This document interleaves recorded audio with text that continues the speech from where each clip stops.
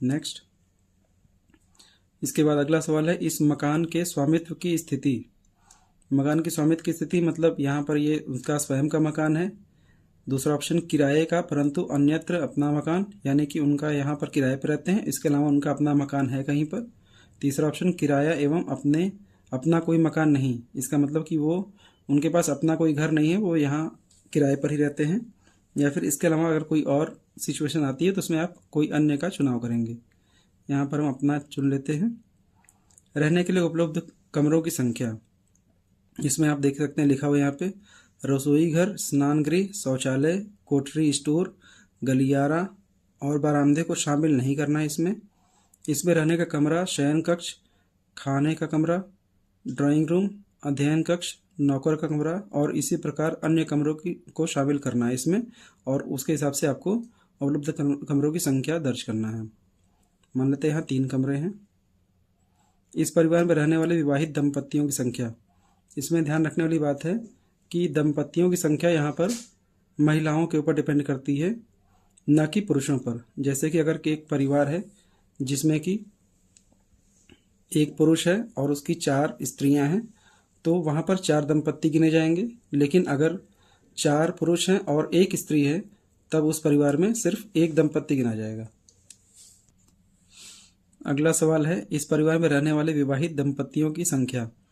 इसमें आप ध्यान रखेंगे कि दंपत्ति का मतलब यहाँ पर महिलाओं से होता है, यानी कि पत्नियों से।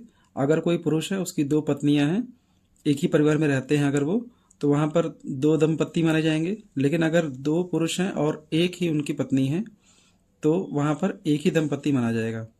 और ये हमेशा ध्यान रखिएगा कि परिवार में सदस्यों की संख्या -1 यानी कि n-1 ही हमेशा दंपत्तियों की संख्या हो सकती है।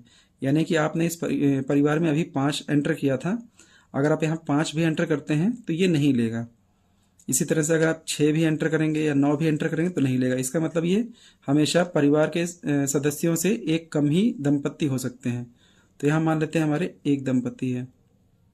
ठीक है, नेक्स्ट क्वेश्चन पे चलते हैं हम लोग।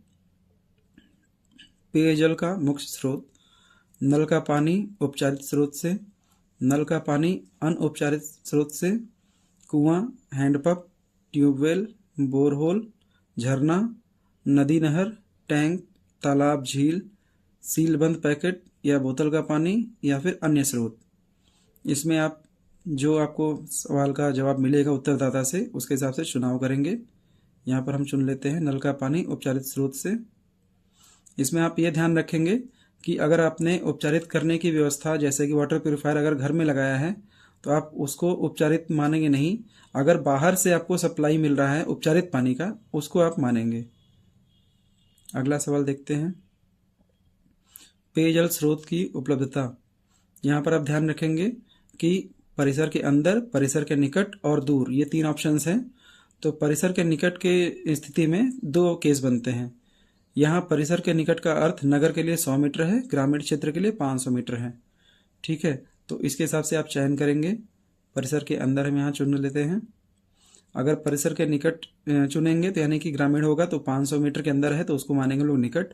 तो यहाँ हम लोग पहला ऑप्शन चुन लेते हैं। प्रकाश का मुख्य स्रोत, बिजली, मिट्टी का तेल, सौर ऊर्जा, अन्य तेल, अन्य या प्रकाश रहित। इसमें आप उत्तरदाता के हिसाब से जो वो आंसर देगा उसका चुनाव करेंगे।